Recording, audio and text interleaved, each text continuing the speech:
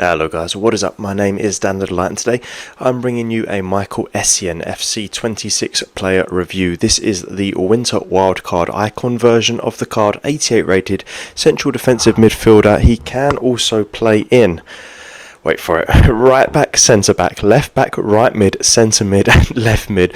Pretty much anywhere other than the front three, striker, left wing or right wing.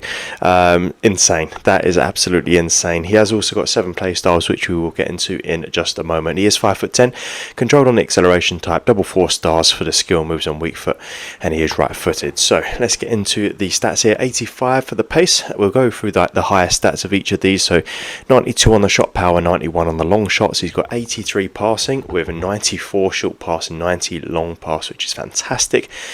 84 on the dribbling with 87 on the balance, 90 on the ball control, 88 defending with 91 standing tackle, 90 sliding tackle, 88 defensive awareness, 92 interceptions, 88 on the physical with 87 strength and 86 aggression, 91 stamina. So I guess with this card for the review, it's difficult because where he can play a whole host of positions, it's difficult to know which one. I'm going to be trying him out in a couple, mainly the defensive midfielder position. I think that's where most of the clips that you're going to see will be coming from.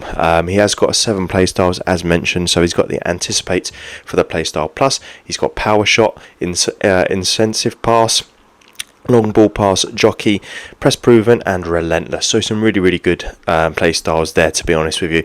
And then if you shove the anchor on him, it really does make this card incredibly overpowered. Gives him 88 pace, 93 defending and 92 physical. Now imagine that as a centre back. I think that would just be absolutely incredible. As a CDM as well, obviously incredible. So really am looking forward to this card. It is not a cheap card by any means, but there is a reason for that, and it's because he will play like an absolute beast in game, I should imagine. So let's get into some gameplay. We'll try him out and then I'll let you know if I think that he's worth completing. He's not cheap at all. Alright, so most of these clips, as said, are going to be him using the CDM position.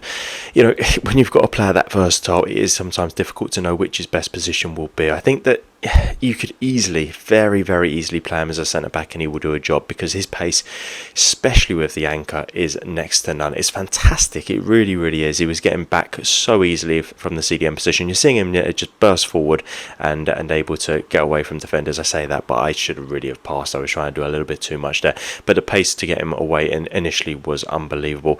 His shooting, yeah, that was definitely the weakest aspect of this card, but you're not really getting him for his shooting. Should have really waited and passed that across there rather than going for goal. But yeah, he's not going to finish you loads of goals, and he's not that sort of player. He is a defensive mid for sure. So I think playing him as the left mid, right mid or central mid might be a bit of a mistake. I guess central mid wouldn't be too bad. Passing was fantastic. His short passes, long pass, every pass that you wanted to make with this card made it to your teammate. I think because he's got the play styles as well, that really does help as far as the passing goes. So yeah, absolutely nothing bad about his passing. I thought it was fantastic. The dribbling was a little bit lackluster. Agility and balance just didn't feel quite there for me.